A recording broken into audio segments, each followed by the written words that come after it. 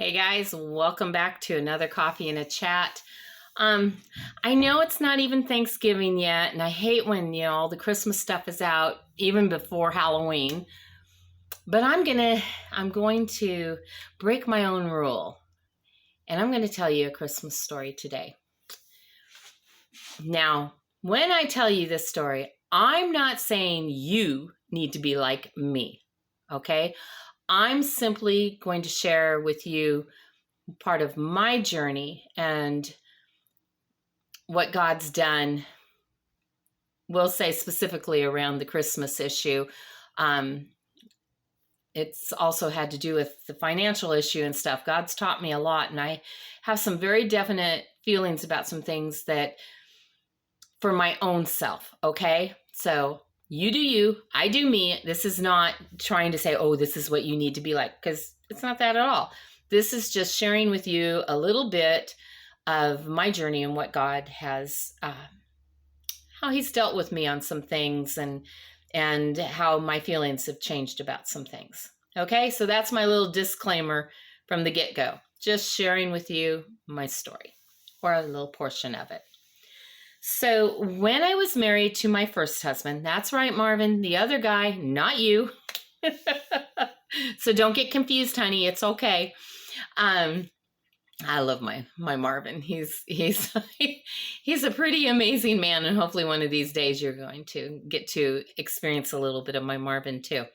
So anyway, when I was married to my first husband, financially we were all over the place. We were married for 36 years, 2 months, and 4 days, not that anybody's counting.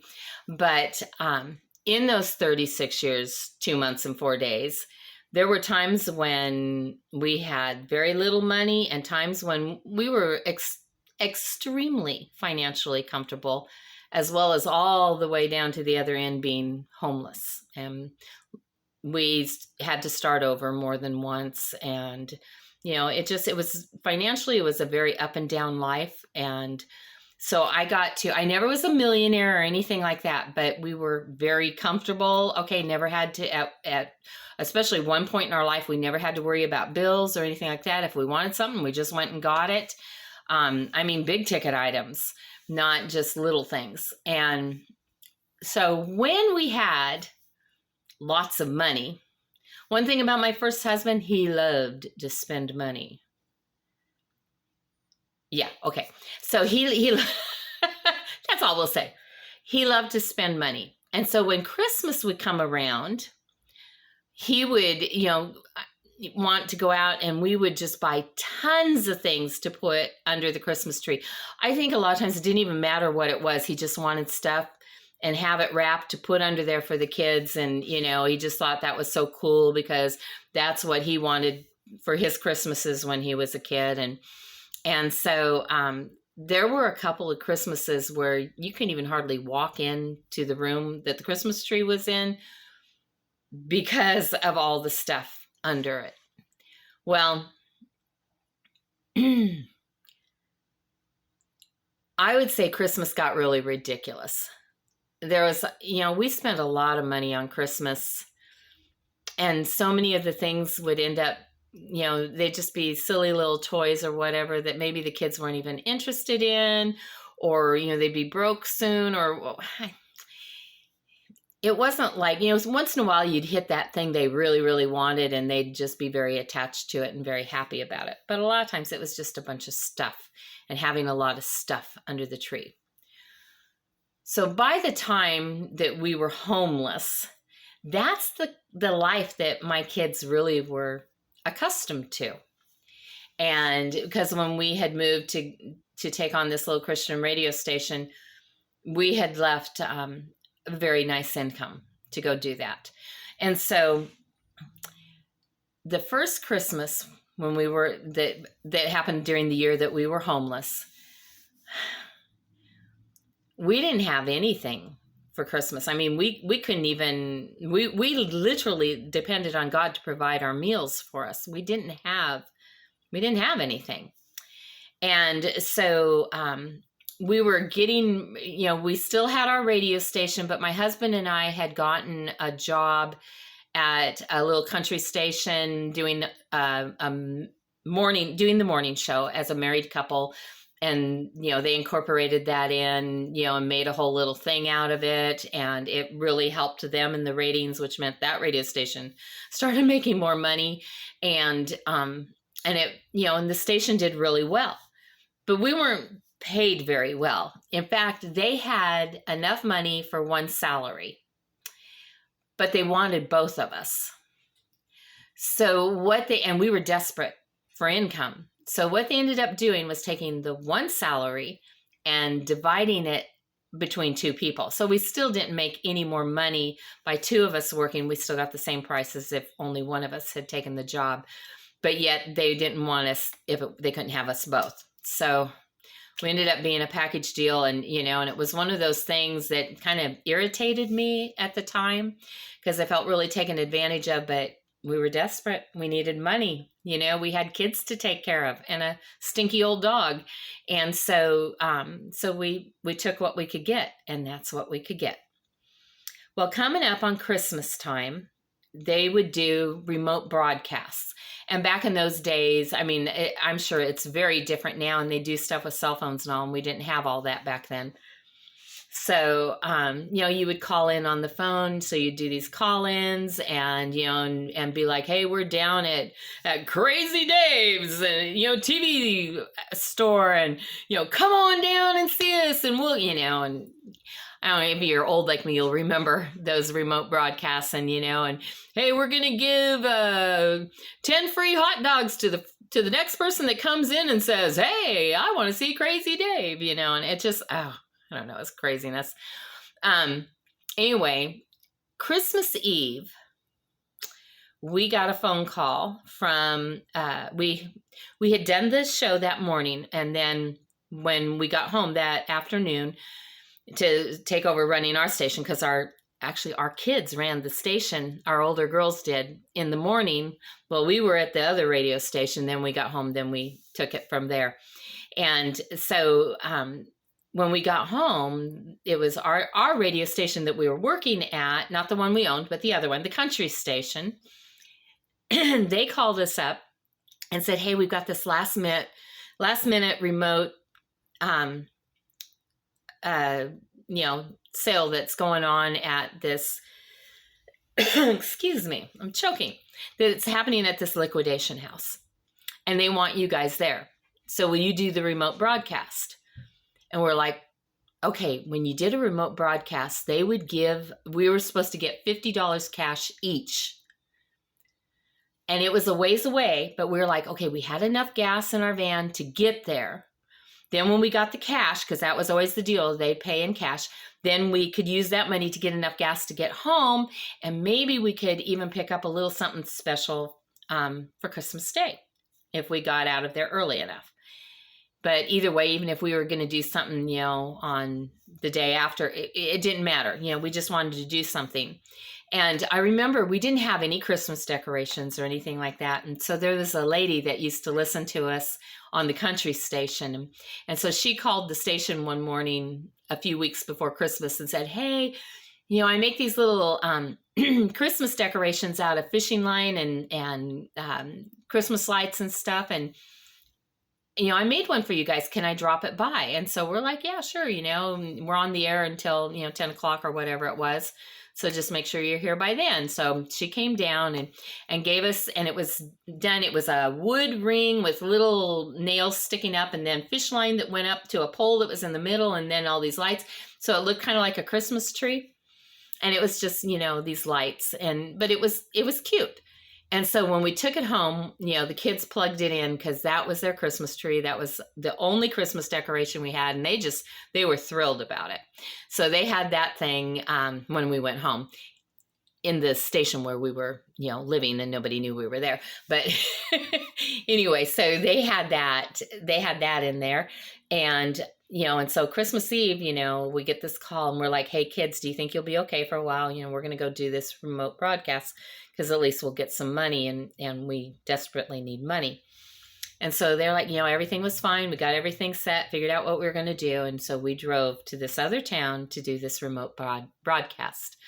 Well, they asked us, would we stay an extra hour? Well, that should, would have been that they would have to give us each another $25 cash. So now we're up to, we should get $150 cash. So we're like, yeah. And so we stayed the extra half hour or whatever it was, or hour. And, and anyway, we did what they wanted. And then, everything was done, and they were closing and stuff. And so it's time to get paid, right? Well, then the owner of the store said, hey, by the way, I know I'm supposed to pay you X amount of dollars in cash. And we're like, yeah. Well, I don't got it. Okay, you just sold all this stuff and you don't have, no, I can't afford to do it. I'm about to go under. And so we're like, oh no. And he goes, the best I can do is you got how many kids? 3. Pick out whatever you want for them. You can pick one gift for each one of those kids, and I'll throw in 3 giant candy canes on top. Well, it was one of those things where we were kind of like, we couldn't get anything else. I mean, that's where we were. So we picked out 3 very special gifts that we knew our kids would really love. And then we were kind of excited about it because, they're going to get a Christmas gift tomorrow morning and they don't even know it, and we started looking at, look, God provided this, right? And so we get these things and we go and hide them in the van, and we're talking about how, when we get home, we'll just go in and just act like nothing, it was just a job, and we'll all go to bed, and then in the morning, before morning comes, we'll sneak out to the van, get the stuff, lay it by their beds, and then we'll wake them up, and there will be, it'll be a Christmas miracle. So we're taking the stuff out to the van, and then it dawned on us, we don't have any gas to get home, and we don't have any money to get any gas, and the gas station's not going to take these gifts or a giant candy cane to give us a couple of gallons of gas. So what are we going to do? So we just prayed, and of course the Lord took us home on fumes, and we made it. And so we had all, had the gifts and the candy canes hid in the back. And they were those big, like a candy cane was like this big around, and it's a big post. Can you, those giant ones.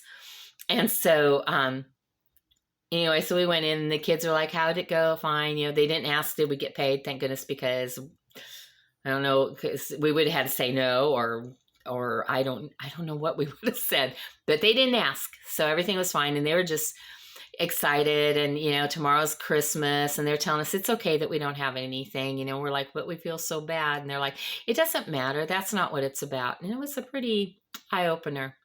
As my kids, we read, I read the Christmas story to them out of the Bible, because that's what my dad always did for us when we were little kids.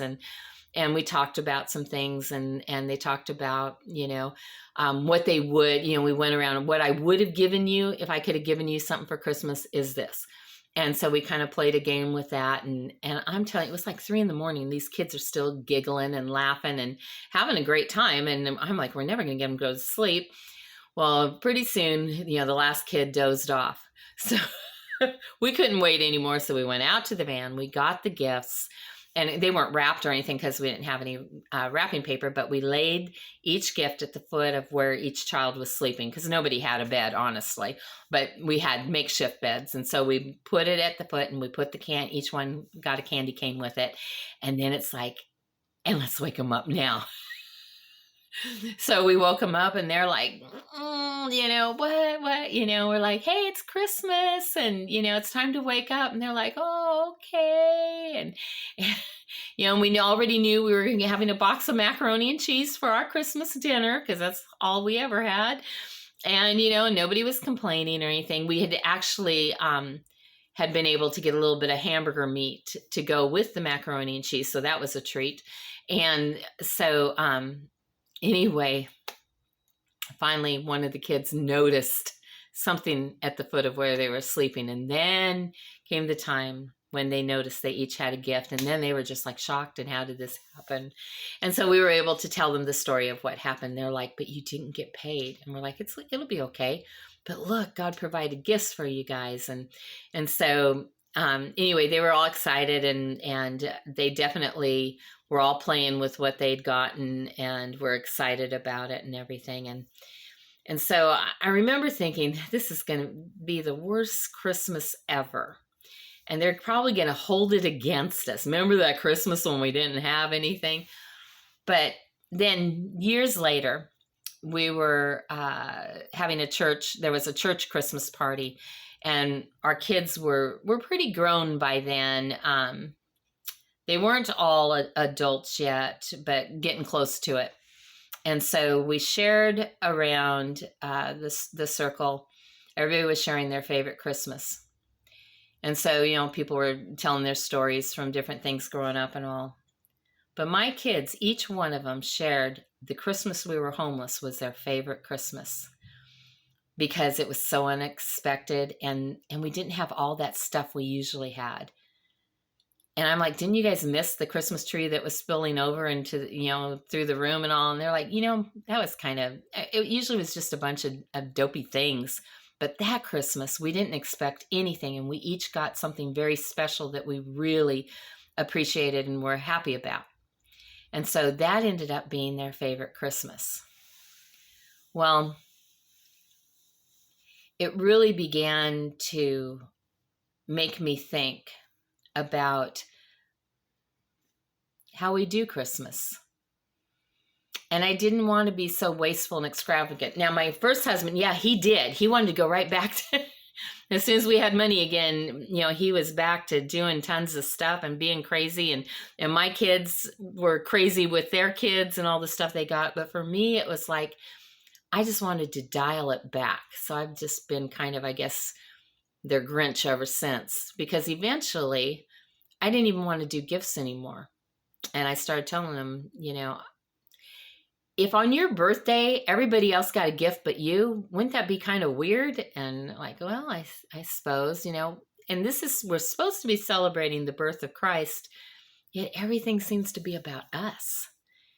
And we just spend so much money and go into debt, and it's just for a bunch of stuff that you guys yourself said. It's usually just a bunch of dopey stuff, so that there's a lot there. And we buy all this food, and and gorge ourselves on a meal and eat, more than we should until we're miserable. And is that really celebrating? Now, for some people, that is, and that's what they want, and that's fine. But for me personally, a lot of things began to change there. And I feel very different about it now. I'm not we need to all do Christmas gifts or we need the big meal or anything. But it's a day for me that I really want to focus on the gift that God, He already gave me, the only gift I needed that day. And it wasn't even really that day, but the day we celebrate it. And that was sending the Messiah to come, to be born of a virgin, in a barn, laid in an animal's food trough for a bed. I mean, I can't get much more humble than that. It reminded me of our Christmas being homeless. A lot of similarities. And yet how that was the sweetest Christmas. The one where we were without was the sweetest Christmas we ever had. Gave me a lot to think about, and it changed my heart. So for me, I know a lot of people right now, they're in a mad dash trying to figure out how they're going to get gifts for everybody, and I'm not, and I don't miss it. And my focus is on Christ. And are there people that get upset and get mad because they want you to give them something? Yeah. But Marvin and I, we'll have things to hand out, but they'll be homemade. Usually I bake things and we take them to, our friends and our neighbors, and, and we give them our love. For me, I really like it better.